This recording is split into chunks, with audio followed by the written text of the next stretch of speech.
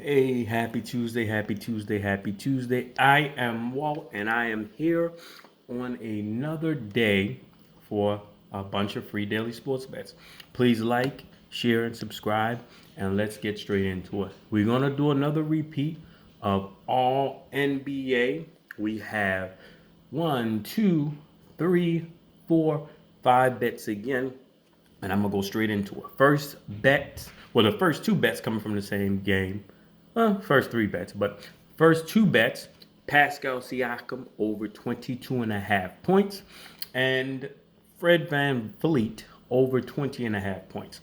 You know, they both did very well for us on Sunday in Toronto against the Knicks, and I like them in this matchup as well. You know, both players, like I said, they're going to be at home versus the San Antonio Spurs, who the Spurs' pace of game have allowed them to be the fourth in the league in games going over this year. You know what I mean?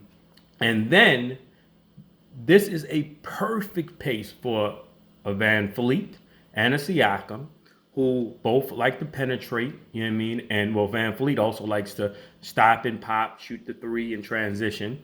And Siakam, he should be playing the center in this matchup. You know, it should be very, very favorable for him to be able to get some interior scoring done against the bigs of the Spurs.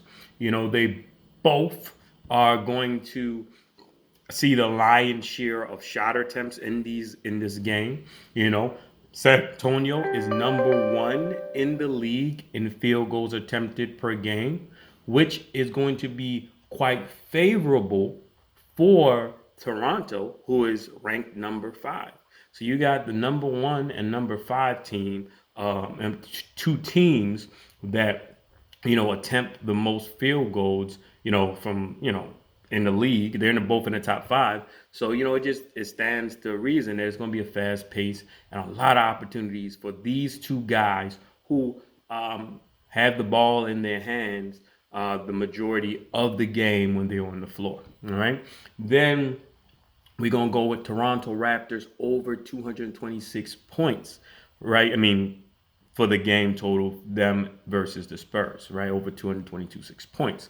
Um, Both of these teams, like I said, they attempt uh, number one and number five in field goals attempted per game. And the Raptors are number one in their games going over at 60.6%, with the Spurs in number fourth. They're in the fourth position with their games going over this year at 57.6. So I got to lean towards this game going over. You know what I mean? You got two teams who are in the top five in field goals attempted, and then you got both of these teams are in the top five in their games going over. And now we're going to move over to another game where our final two bets will come out of, right? I'm liking the Grizzlies money line, all right? Versus the Cleveland Cavaliers. The Grizzlies will be facing off against Cleveland on the road for a back-to-back. They had a great game yesterday against the Brooklyn Nets. The Grizzlies are on a five-game winning streak, and like I said, after that big win yesterday, they're going to be playing probably a little bit better interior defensive team in Cleveland. But John Morant has already shown this year that he can score against Cleveland, right? They actually played in October. I think it was October the 20th. And John Morant had a big game, and they actually won that game, right? Right now, I just feel like Memphis is clicking, on all cylinders. And this is very well would be a close game. And when I look at both teams, if it goes down to a close game, I like John Morant in the last 4 or 5 minutes, and he's been doing it quite often this season. To get the ball and get them to a win. This is a plus money right now.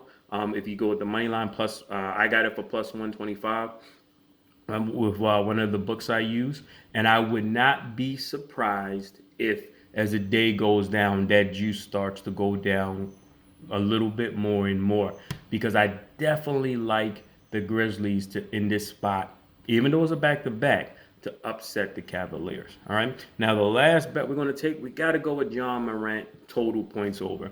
At the time when I'm recording this video, doing my research, I did not see a over for him. But if the over is 27 and a half or 28 and a half, I like it. Morant, since coming back off of the injury, he's averaging over 30 points per game. When he faced Cleveland back in Memphis in October, he put up 37. All right. Like I said, despite it being a back to back, as long as John Morant total is less than, his total points is less than 30 points, I'm taking it. You know what I mean? I like it as high as 29 and a half. So good luck, happy betting, and most importantly, never bet more than you can afford to lose.